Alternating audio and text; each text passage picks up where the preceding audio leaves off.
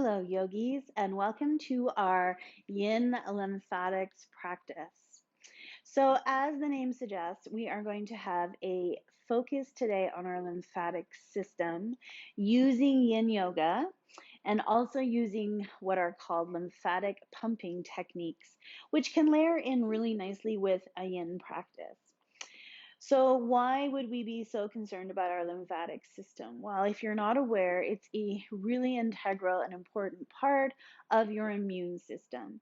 Your lymphocytes are very much responsible for helping your body to defeat and identify rogue cells, to help you when a virus invades your body.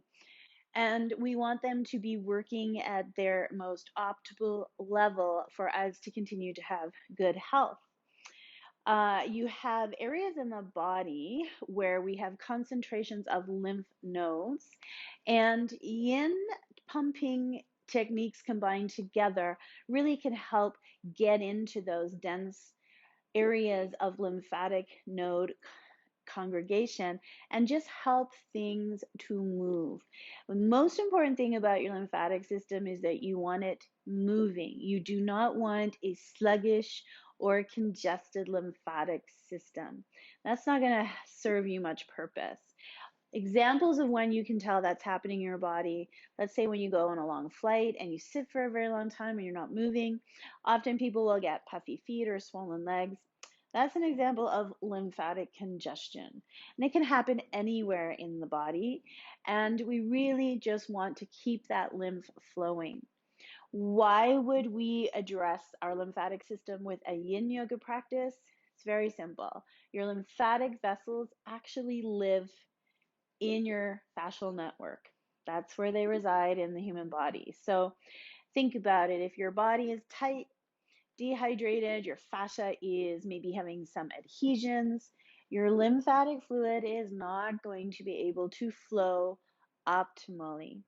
So if we address the stiffness and the tightness and the dehydration in our fascia, we will benefit the lymphatic vessels, which will help lymphatic flow. So today we're going to start with 3 yin poses that we do at the wall. And I encourage you to move to a wall. You definitely could do the first one, legs up the wall, without being at a wall and just with like a bolster or a blanket under your sacrum.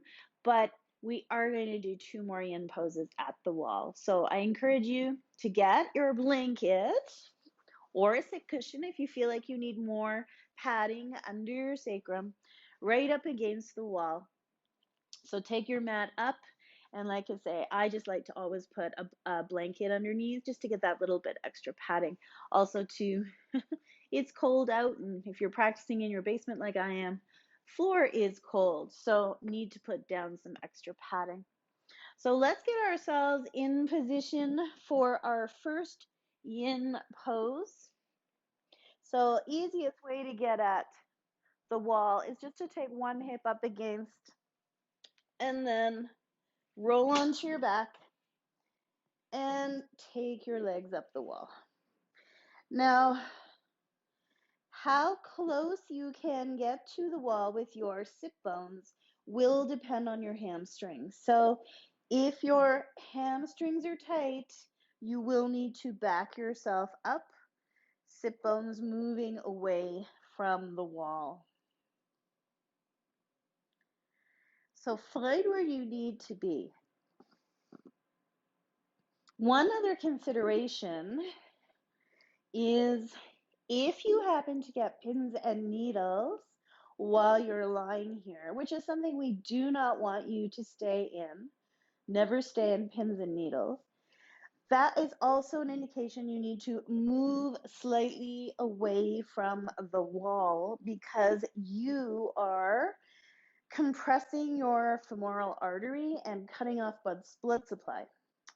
Not something we want to be doing in our yoga practice. So just keep your feet soft. You could even have a little bend in your knees. And release the upper body. So take those shoulder blades down to the earth. Arms out at whatever height is comfortable for you. Backs of hands grounded. Palms turn up to the sky because we want to get some opening through our heart center while we're here.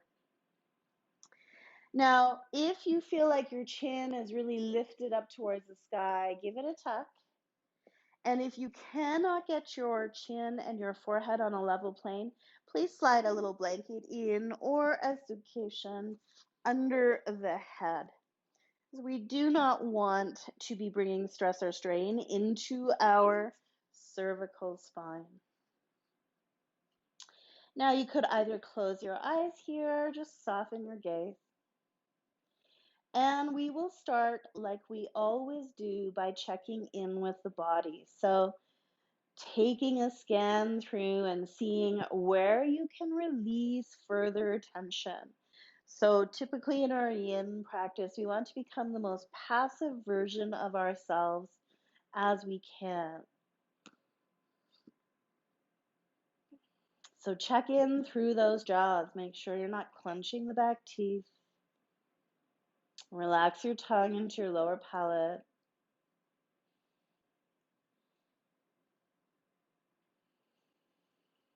And just check the muscles through the face are relaxed.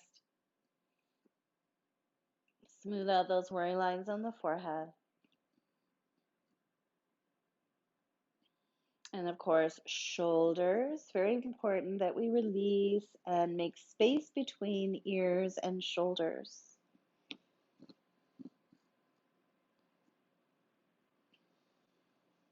Now, let's take one more scan through the body.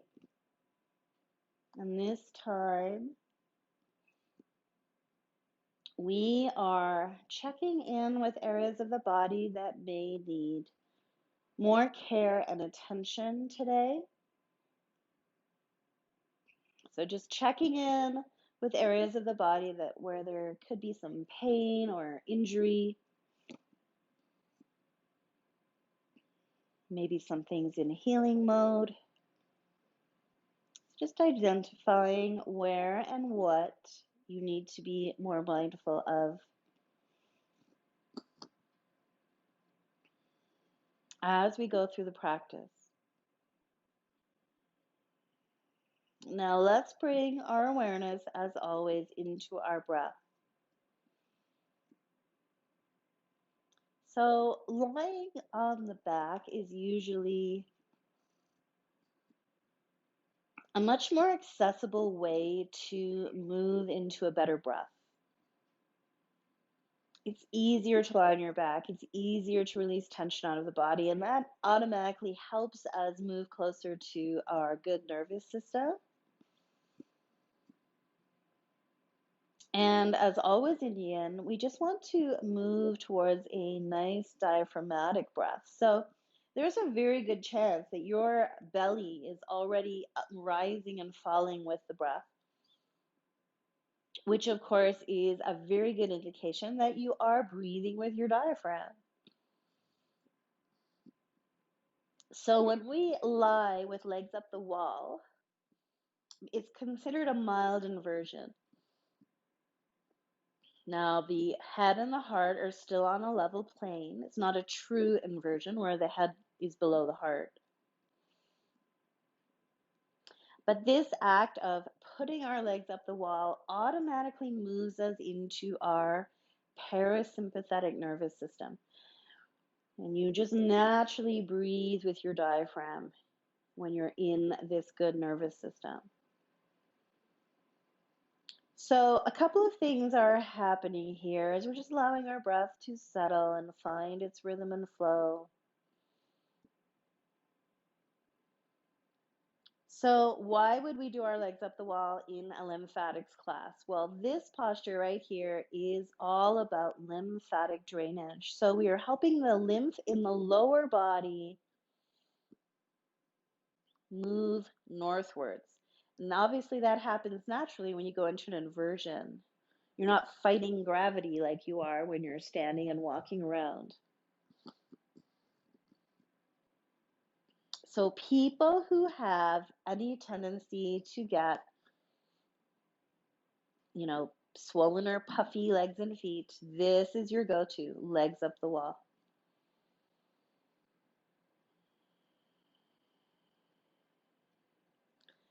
So lymphatic drainage, huge benefit to our lymphatic flow. And then while we're here, really connected to our parasympathetic nervous system and breathing these nice, full diaphragmatic breaths,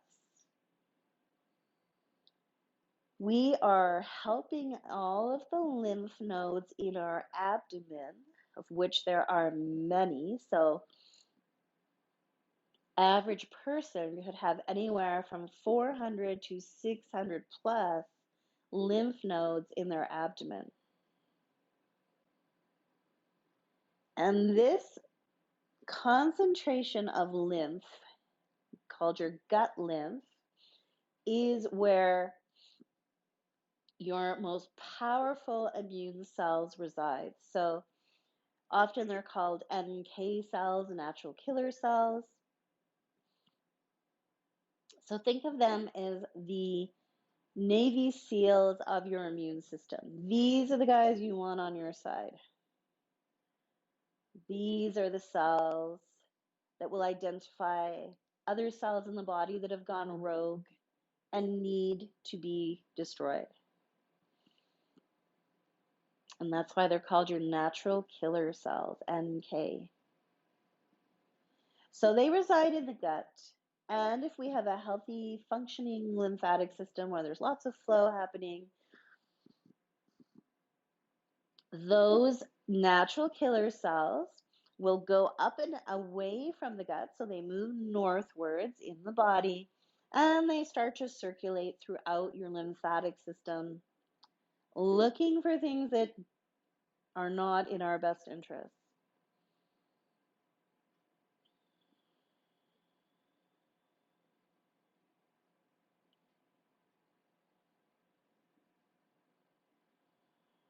Now, just the act of breathing, diaphragmatic breath, is working as a lymphatic pump for the gut.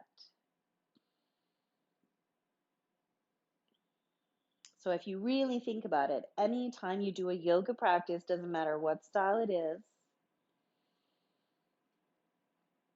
if you are with those good diaphragmatic breaths, you will be getting that lymphatic pumping happening in the gut lymph.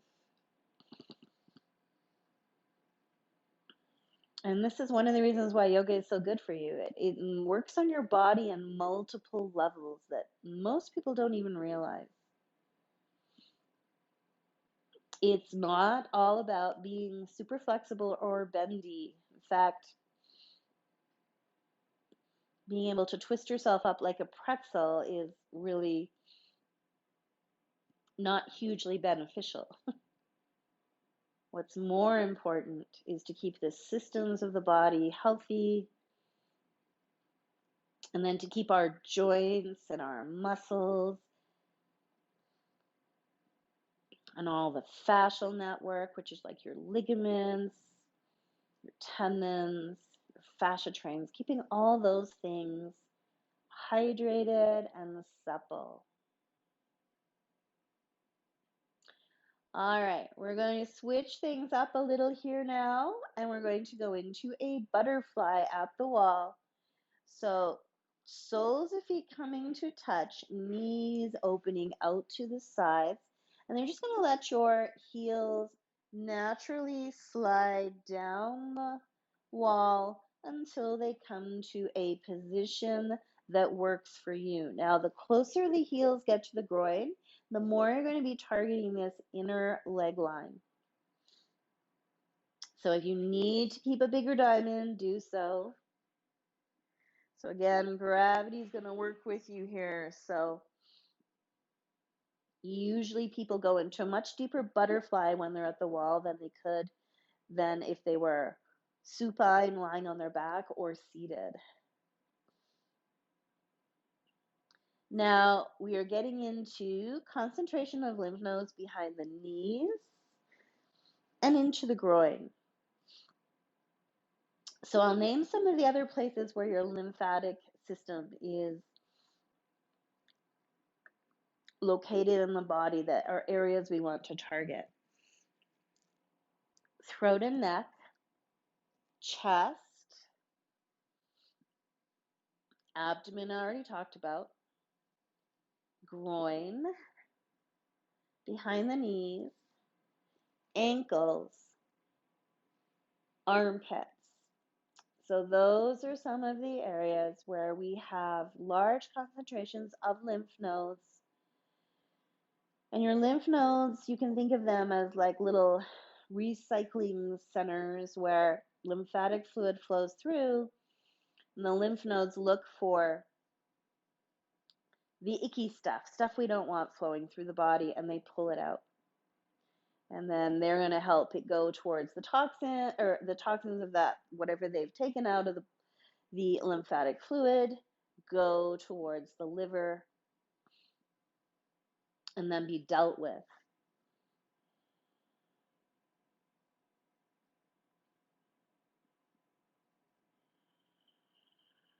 Let's do one more minute here in our butterfly at the wall.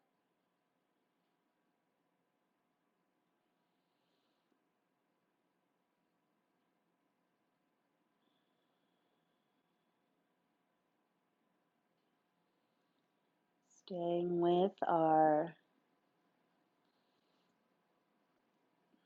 diaphragmatic breathing. Feeling that belly push out on the inhale, move back towards the spine on the exhale.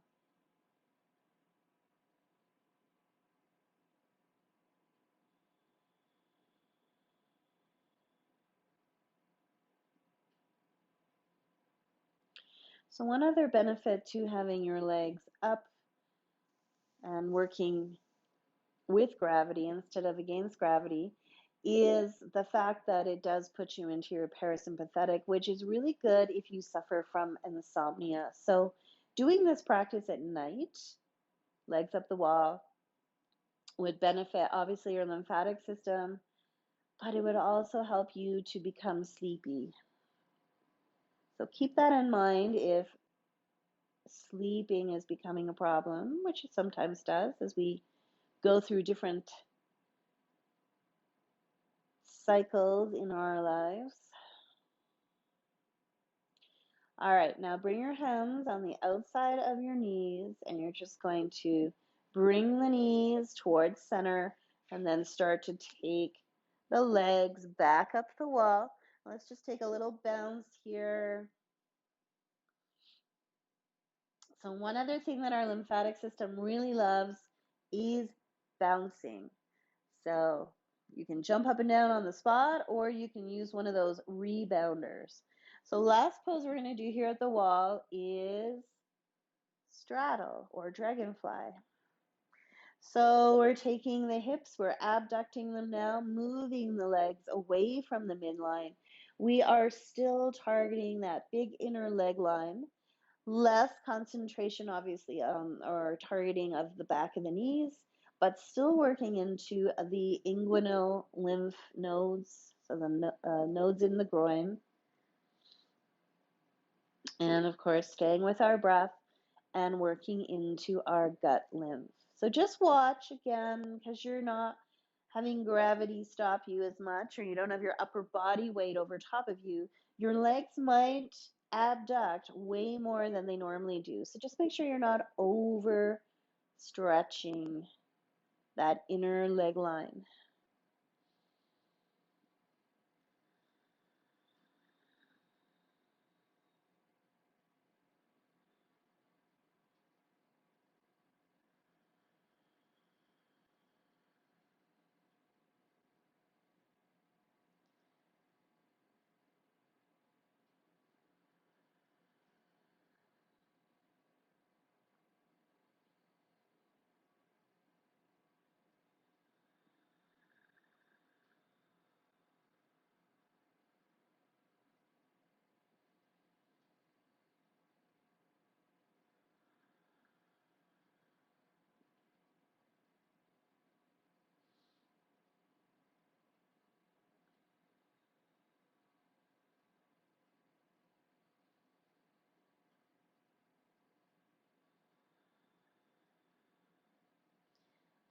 one more minute here.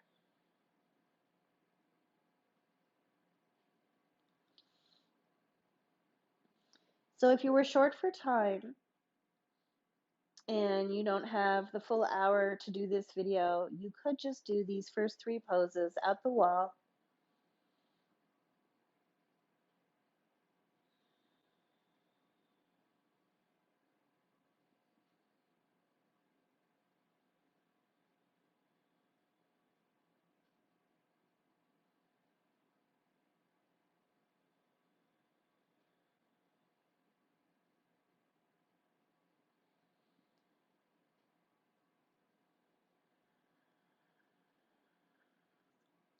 Last few breaths here.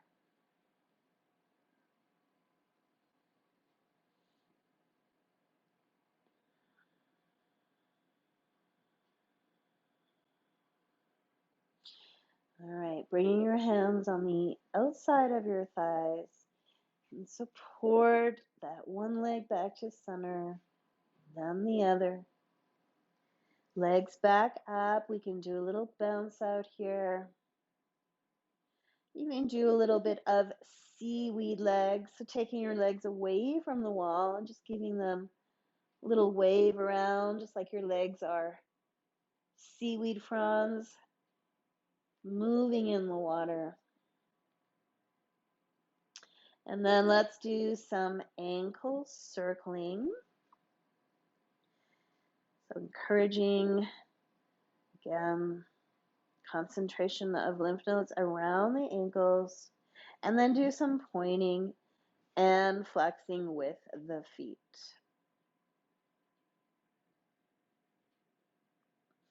All right, bring your knees in towards your chest.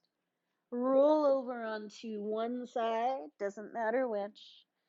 Just pause there for a moment. We just want to bring a little bit of equilibrium into our blood pressure here. So when you're lying, especially in a mild inversion, it does drop your blood pressure, which is obviously a huge benefit. But if you're a person who suffers with some low blood pressure, you do need to be a little bit more careful and allowing yourself to stabilize before you quickly pop yourself back up, because you would get incredibly dizzy and could even pass out. So let's not do that. And when you're ready, support yourself. And if you need to move your mat away from the wall now, you can. Or maybe like me, you never had it up close and you're just using a blanket. Let's find either a folded blanket or a sit cushion to bring in under our sit bones, and we're going to move into a seated position.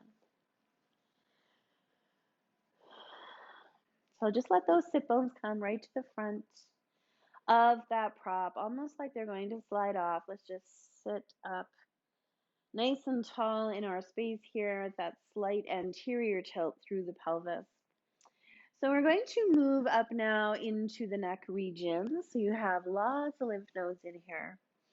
Again, if let's say you have very restricted mobility in your neck, that is going to have an implication for your lymphatic flow through the vessels and the nodes in the neck.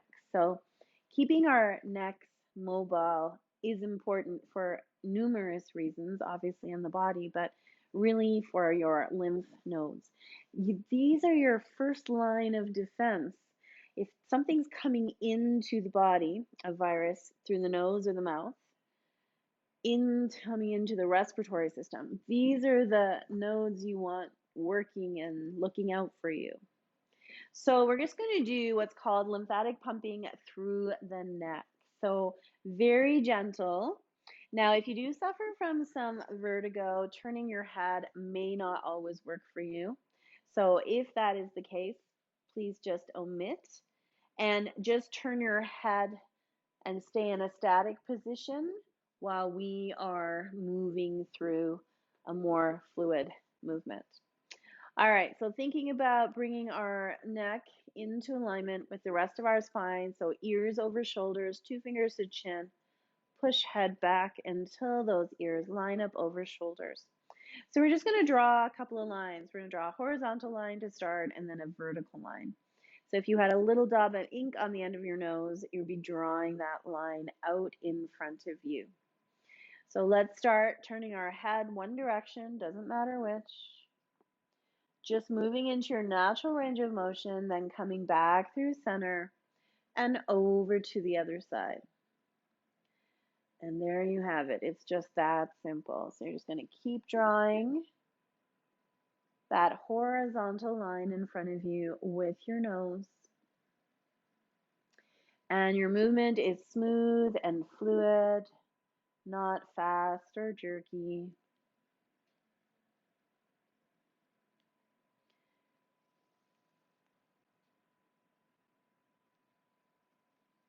Now, the thing about these lymphatic pumping techniques is we need to do them for a fair amount of time. So a lot of these lymphatic pumping techniques, of course, were researched in the lab using dogs and cats, other animals. And what they found was the optimal time for lymphatic pumping in dogs and cats was around 4 minutes. That really boosted the immune cells found in their lymphatic fluid.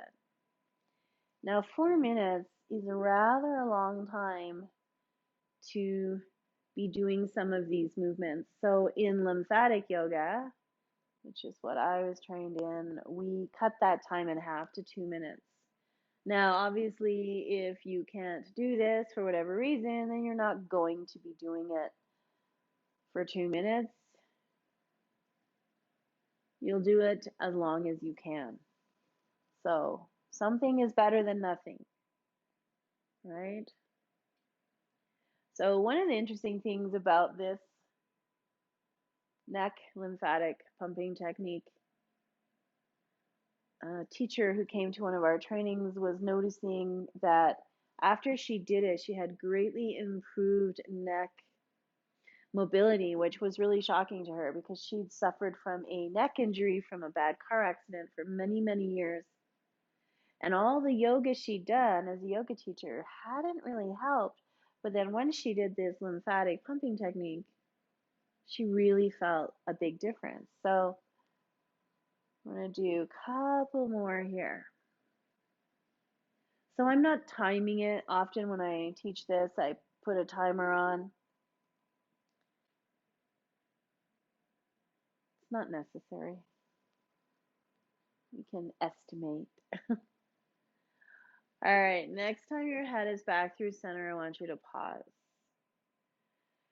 Now we're going to draw the vertical line up and down. So again, dab of ink on your nose. We're going to start by drawing the line down towards the earth, so tucking the chin down to the chest. And then bringing the chin back to level and taking the nose and the chin up to the sky. So be careful here. A couple of things. There's a tendency, if you're really tight through the tops of your shoulders, to drag the shoulders up as you lift the chin and the nose. So be really mindful of that. And then just be mindful of the range of motion that is available to you in your neck. And we don't want to be pushing into crunchy sounds.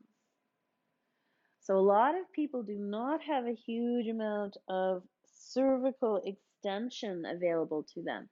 That's when the chin and the nose lift. So please just be mindful. And again, we're doing this slowly. We're working within our natural range of motion.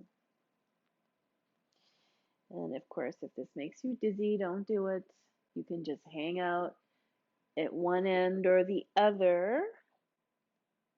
Because again, any type of movement is better than no movement at all.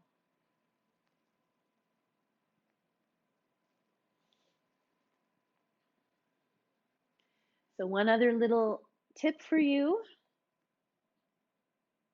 This is especially coming from Chinese medicine. So there's areas of the body in Chinese medicine, and like, for example, with acupuncture and such, that they recommend keeping warm.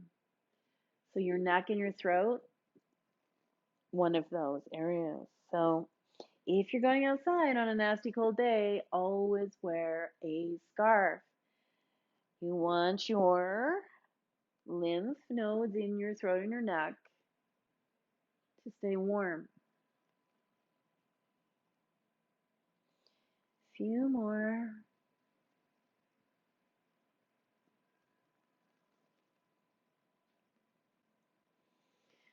All right. Let your head just come back level. Pause here. Now, there's some areas of the body that's a little harder to get into with even just a yin pose. And again, if we want to be doing more of this lymphatic pumping to get optimal results, we are going to veer away from yin here and move straight into a lymphatic yoga pumping technique. So you're going to take your thumbs away from your hands. You're going to cross your arms and bring your hands into each armpit, thumb outside. So we're going to obviously start to target the armpit area. So we're going to inhale, take our elbows up as high as possible, and exhale, bring them down and squeeze.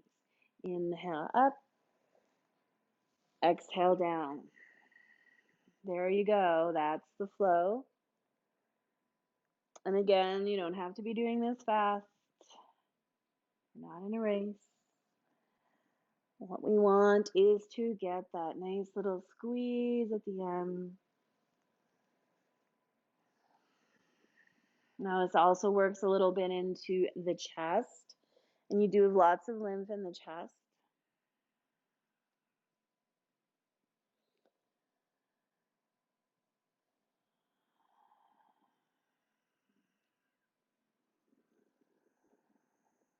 And of course, this is also working your shoulders. These are what you'd call front lateral raises of the shoulder. So if you have some shoulder issues, just be mindful of what you can do. And again, like I say, what's most important is getting that squeeze. So even if you can only go up a little bit, come down and squeeze. You don't have to go elbows all the way up to the sky. Just do what you can.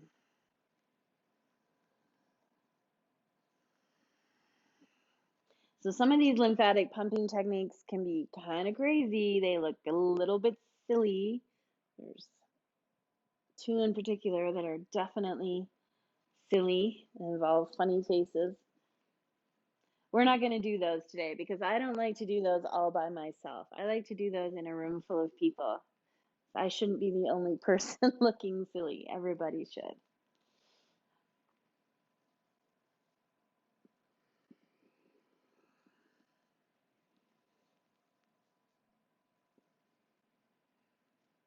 Few more. So again, optimal time would be 2 minutes. Now this one you can do at any time of your life. If you wake up in the morning, you could do a little lymphatic pumping lying in bed. You could do it sitting at your office chair, stuck in a traffic jam, whatever. Just bring it in. All right, let's do one more.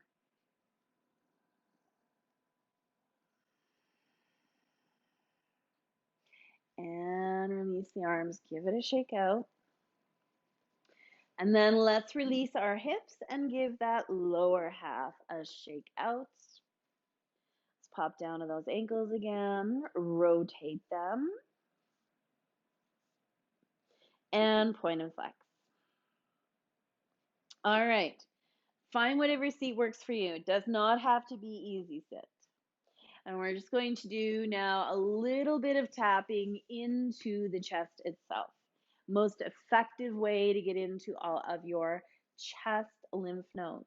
So using your fingertips, fingers starting out at your shoulder caps, you're just going to tap in towards the chest and then tap back out. There you have it. Simple stuff.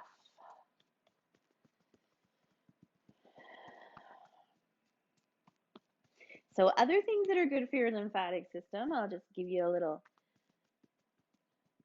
education on that while we're tapping away here. So cold showers, cold baths, even standing out in the cold for a brief moment in time, obviously not when it's -50, that's probably not a great idea. But cold, moving into cold suddenly kind of shocks your lymphatic system. So the idea of after you take a shower at a regular temperature, turning the water to cold, working your way up towards 2 minutes if you can, or plunging yourself into an ice bath or an icy pool of water. Just do a few more here. You don't have to do this for 2 minutes. And now we're going to do some tapping into the arms. So here's the thing about your lymphatic flow. You want to always be encouraging it to move up and towards what we call the thoracic duct. That's how it moves through the body and then it dumps back in and it recirculates. So there's things you can do like dry brushing with a brush, or you can just tap. So you start down at your wrist and you're just going to tap up towards the shoulder.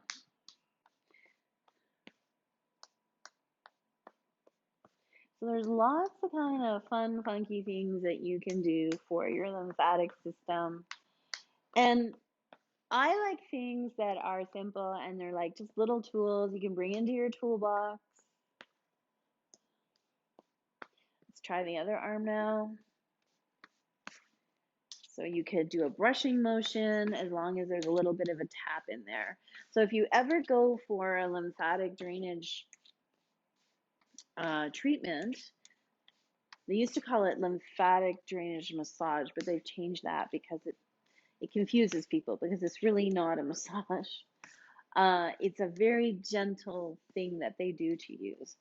And again, it's all about getting the flow, getting it to come and move up and dump into that thoracic duct and then keep moving and circulating around the body.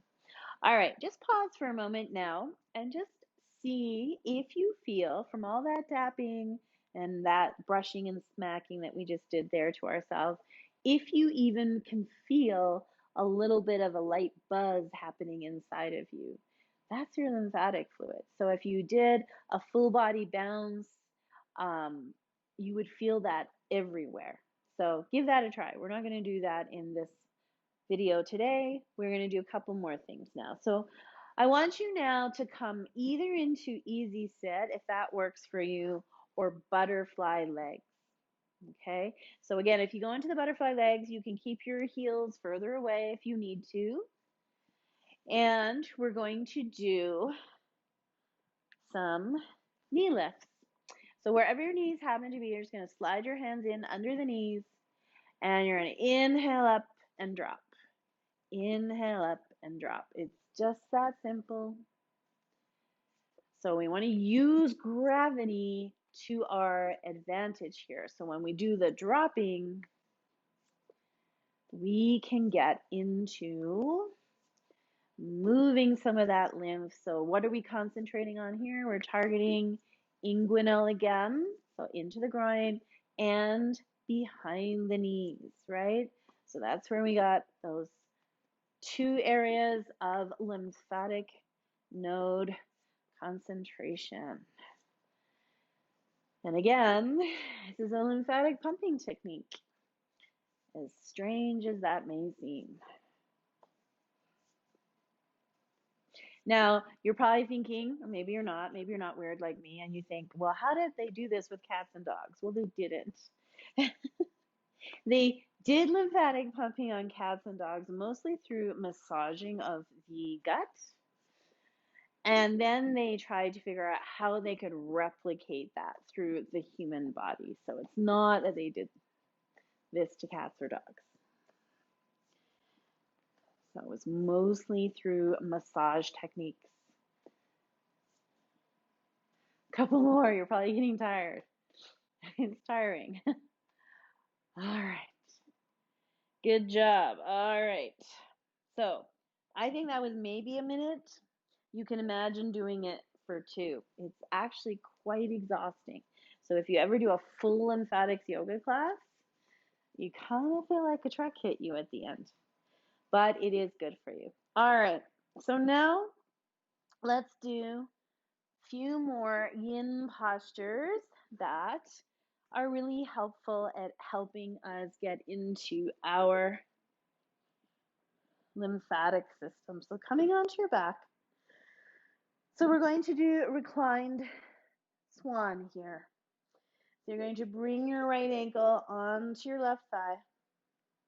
And I want you just to drop your hands down to the very front of your pelvis. You have those bony landmarks right at the front, ASIS joints. I just want you to check and make sure that your pelvis is neutral from side to side, so you're not tipping, and that your right hip is the same height as your left. You could have dropped it. So bring the hips back to the same height. Now, some people just need to stay here because this is the range of their motion. Now, if you're going to just bring the right hand on the inside and you're going to push the knee and the shin towards the top of your mat, okay? So this is you working into external rotation of your right hip, right? But you're also doing a little pump here, and it's benefiting the inguinal nodes. So this might be where you need to stay. And you're just going to do this little pump. And again, try to keep your pelvis neutral. So I always put one hand on my belly, and then I'll know if I'm taking my pelvis out of neutral. I'll know if I'm tipping to one side or if I'm pushing my right hip down. We don't want to do that. We just want to do this little pump, so it could be pretty small range for you. Now, if you can go to what I usually call step 2 and thread the needle, if you can bring your hands in behind your left thigh and take your left foot up towards the sky. Now just watch what happens here in the shoulders and in the back of the head. I'm just going to grab my sit cushion, slide it in under the back of my head so that my chin is not lifted up to the sky. Okay? Now, body-wise, physically, we've still got that external rotation into our right hip. And then if you're taking this foot up, you're getting into that back line in the back of the body, so through the leg, superficial back line of the body. And then you can add on some pumping. So it's just squeezing the legs closer to your chest. There's some pumping. Now again, it doesn't have to be a huge range of motion. Back into the inguinal nodes of the groin.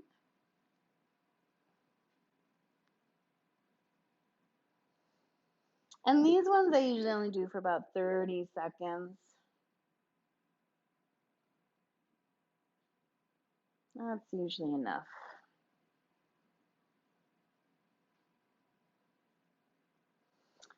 So if you were in the step 2, come back to step 1. You were pumping in the step 1, just come back to static position. I'll just take a few more breaths here.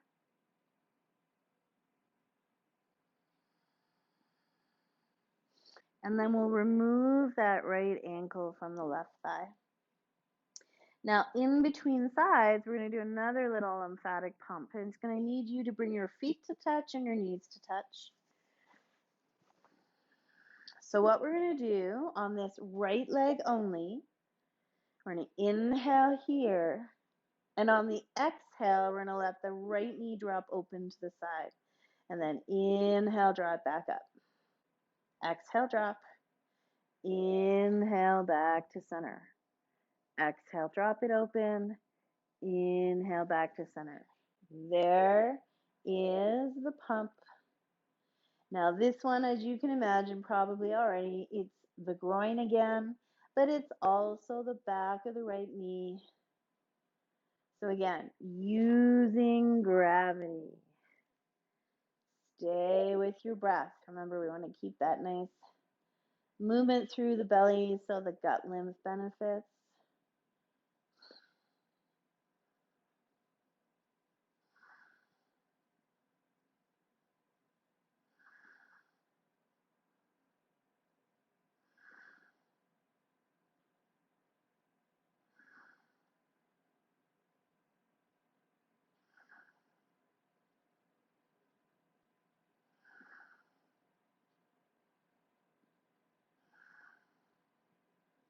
All right, do a few more.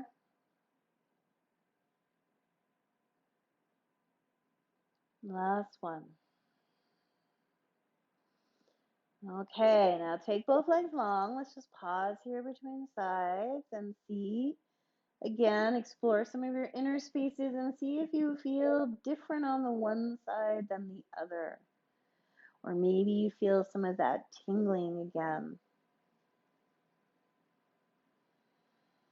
Buzzing. Buzzing is probably a better word to describe it.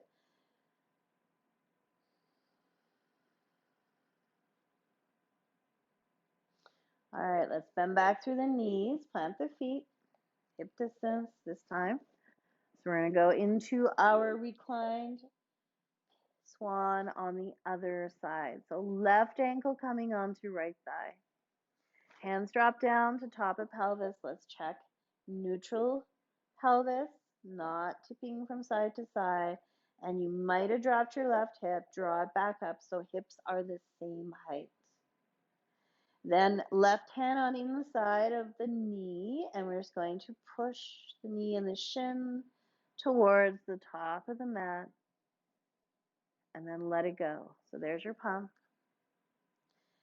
Now again, if you want to do the level 2 version, I usually need to slide something in under my head just so that my chin and my neck are not getting undue stress. Hands interlacing behind the right thigh this time. Right foot up towards the sky, and then squeezing the legs in and out.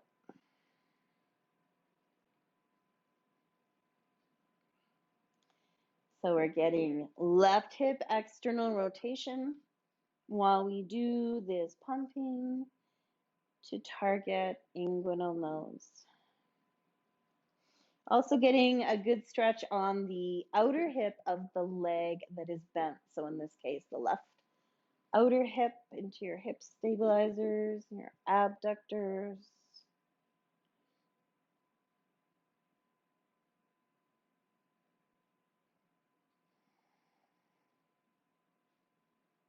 And again, 30, 45 seconds is enough in these yin lymphatic fusion techniques.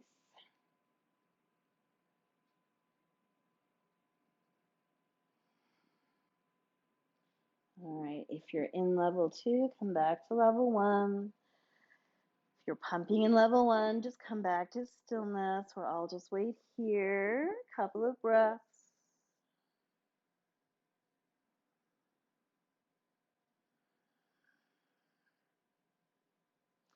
And then let's take that left ankle off of the right thigh, left foot back to the earth, and move your feet to touch, knees to touch. So now we're going to do that lymphatic pumping technique on just the left side. So inhaling here, exhale, let the left knee drop to the earth using gravity. Inhale, draw knee back to center, exhale, drop. So away you go, working on pumping into groin area, back of the left knee. Really let that knee drop with gravity. And again, you don't have to be doing this super quickly. It's not how fast we pump, it's just the pumping itself.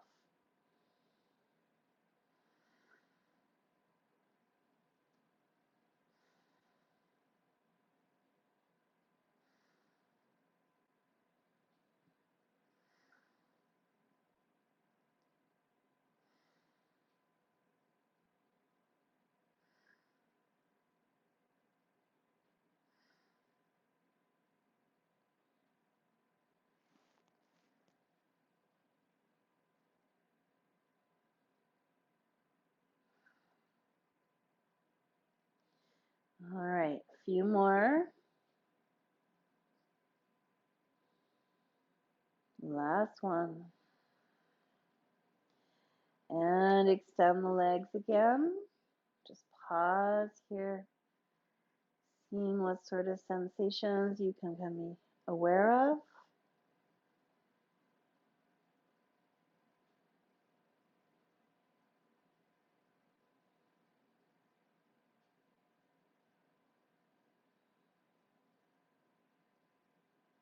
And then bend through your knees.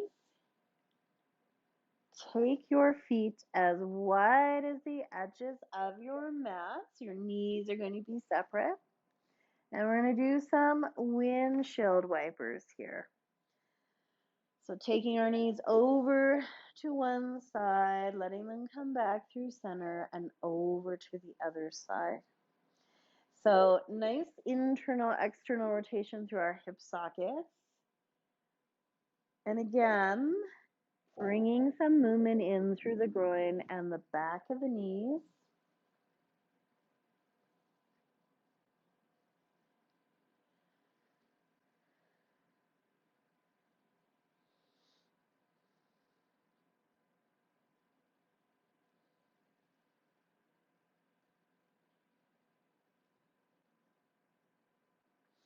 So in terms of our hip mobility,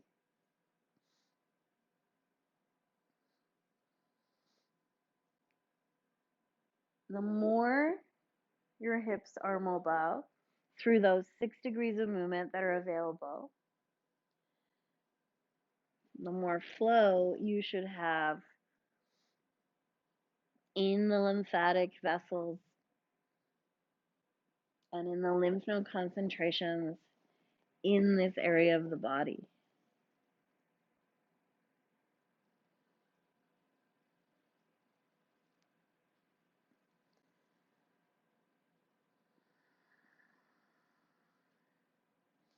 So the lymphatic system is not really something a lot of people think about. Some people are not even aware what it is. So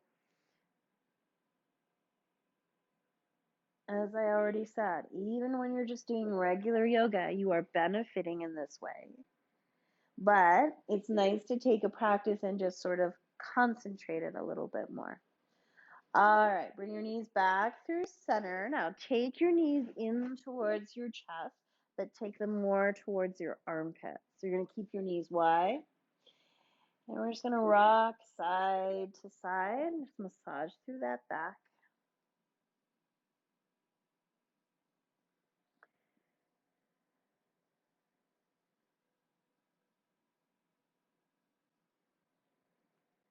And then come back to center and stillness.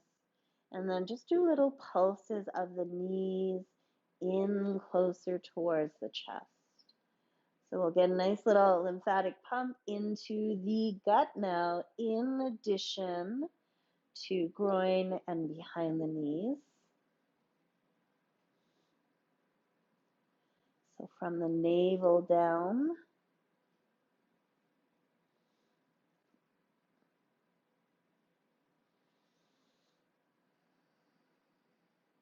So why do people tend to suffer more from puffy and swollen legs and feet than anywhere else is because, well, we're working against gravity most of the time, unless you're lying on your bed sleeping. So the feet and the legs are where it shows up. But you can also get swollen and puffy in other areas.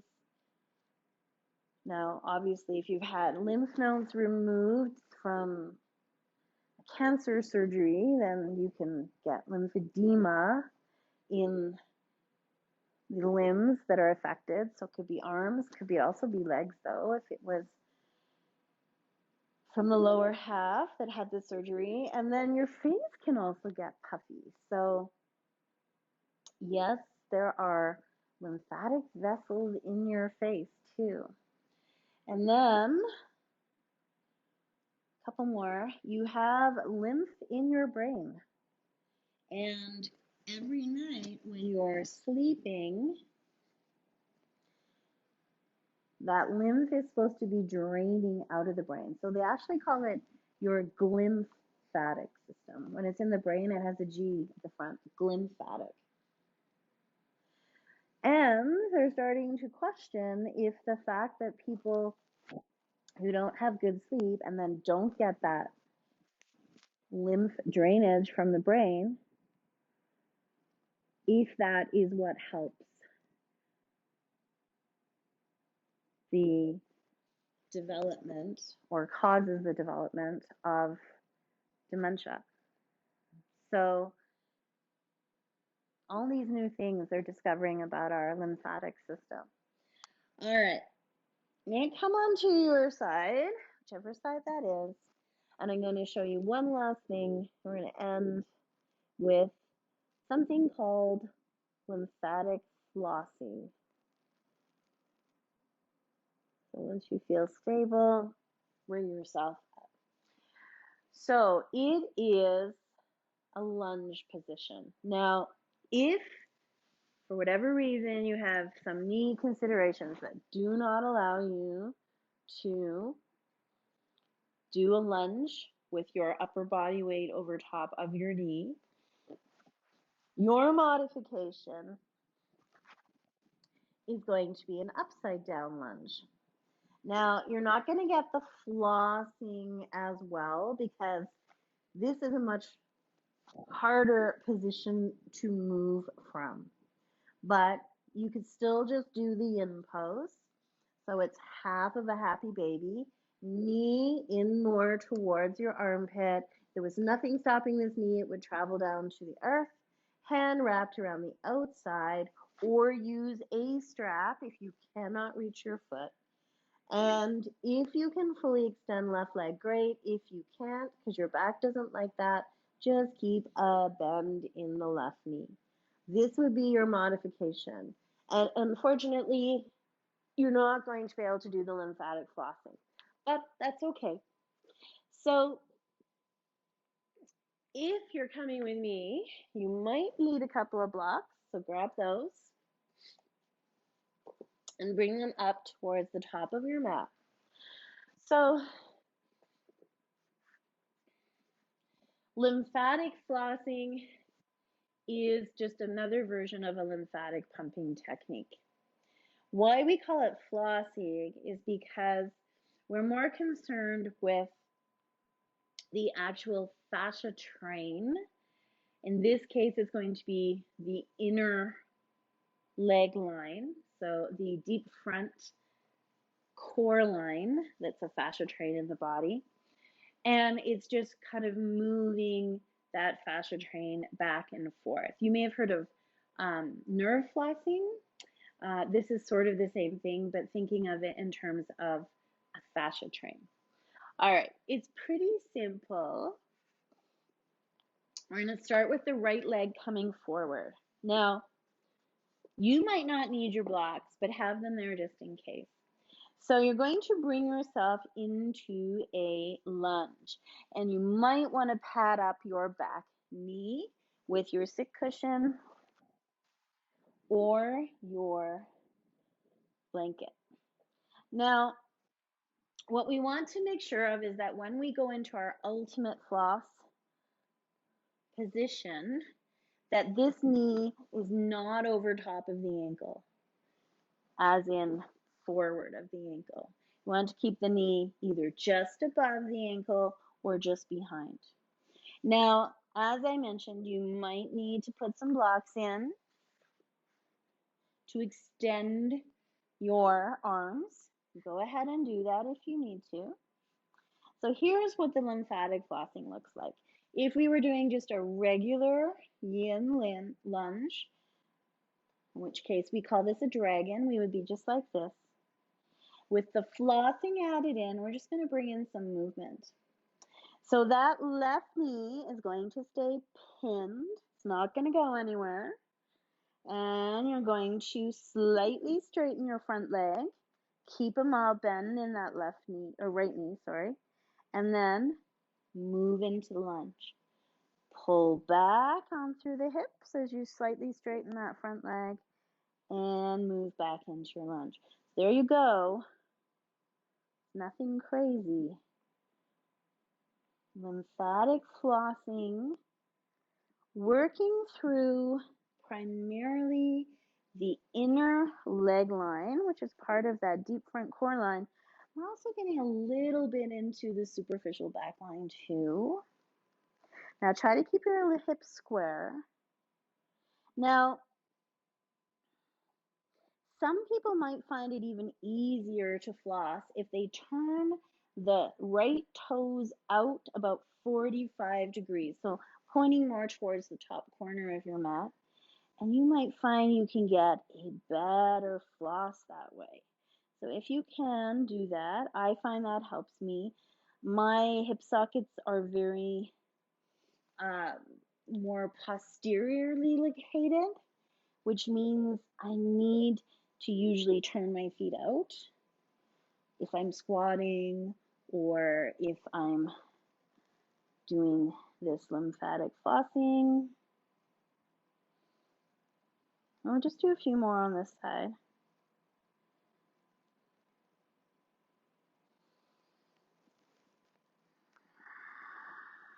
And then pause at the end here. Now, if you're on your back doing an upside down dragon, maybe the left side is available to you to come with us here into a more traditional dragon, and if it's not, just switch out and draw the left knee in more towards your armpit, and then bring your left hand and wrap it around the outside of your left foot. If you're with me, we're going to set up our lunge on the left side. So again, just if you need to pad up under that right knee now, do so. And maybe you need some blocks. So get your ultimate lunge position lined up first. So remember, not taking the knee past the ankle, either just above the ankle or maybe you're a little bit more behind the ankle. You might be a little bit more 90-90 legs. Now, a word of caution, if you have hip replacement, you're going to want to stay more 90-90 legs, but you can still do flossing from that position, and you might just need to bring your blocks up higher like such. Okay, so you can still do that if you need to stay more 90-90 legs. If you don't though, either hands to your mat or to your blocks, and we'll hang out here a couple breaths to start, just making sure we have a good lunge here, knee set up well in the front, and then we'll start to move. So usually in yin, we do not do movement like this, right? That's more of a yang style of yoga. So all the other yogas. But this lymphatic flossing can be married with the static holds of yin. You just alternate.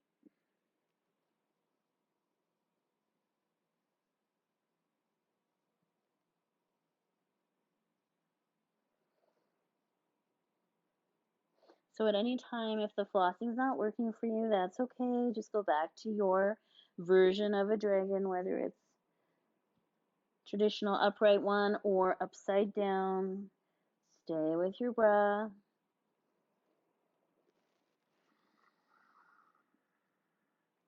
Do a couple more. And pause. And stay in your lunge, whichever version you're doing, for a few breaths.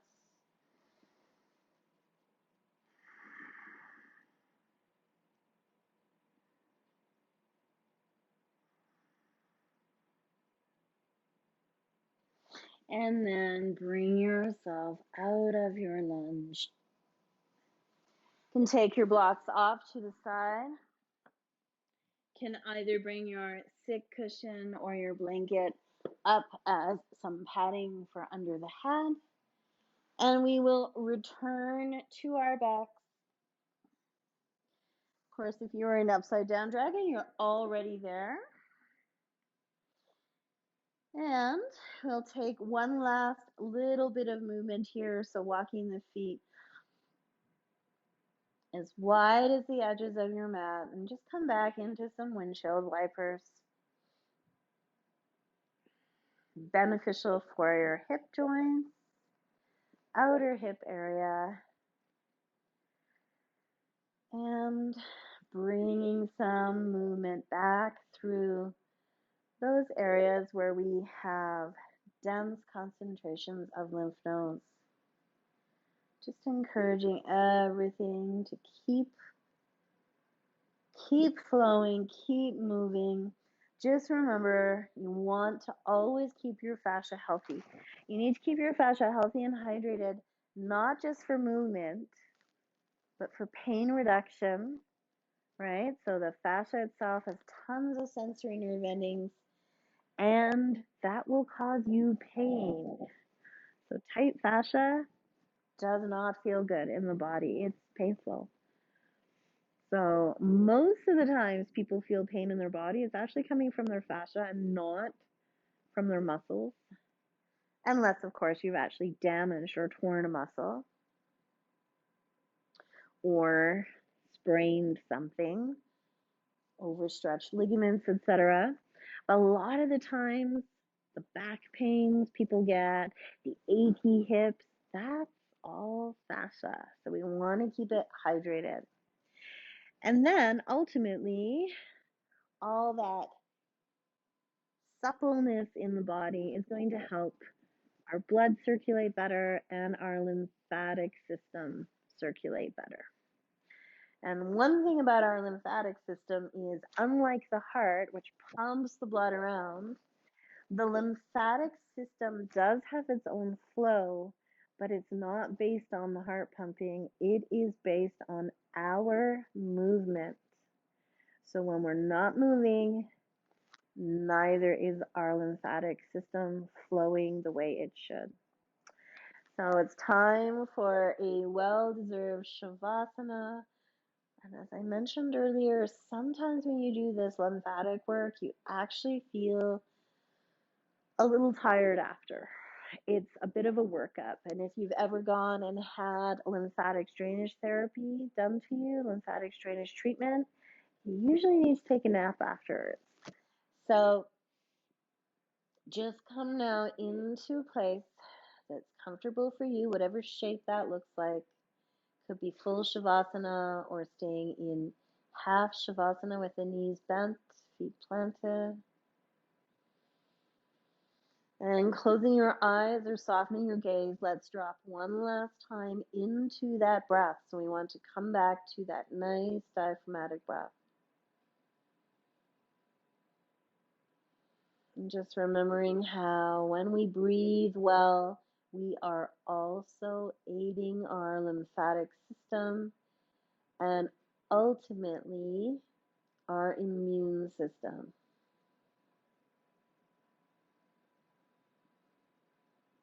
So just let yourself drop back into that flow of breath, noticing that belly rising and falling with the breath.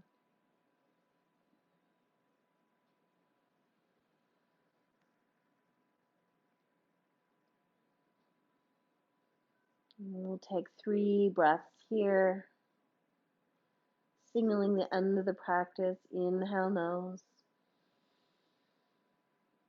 Exhale out the mouth.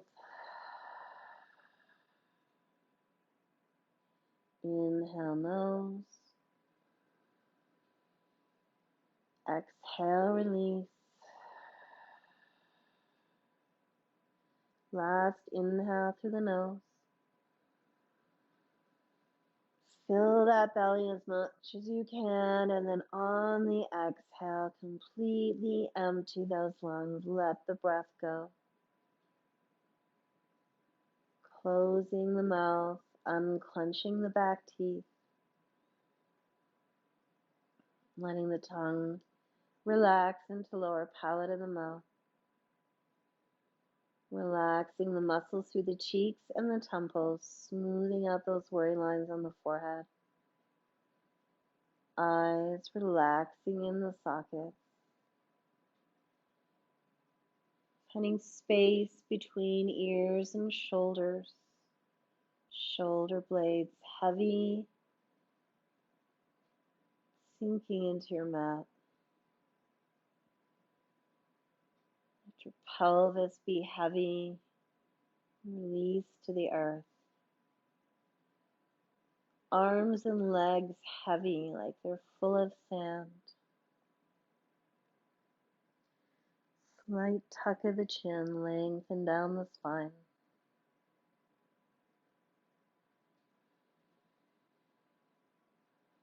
Letting your whole back body feel grounded and heavy. And then through the front body, feel a sense of lightness through the belly, through the heart space, through the throat center.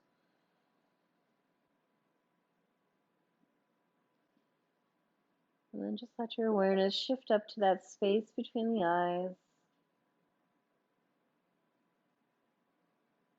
Just resting here in the stillness and the quiet within for as long as you need today.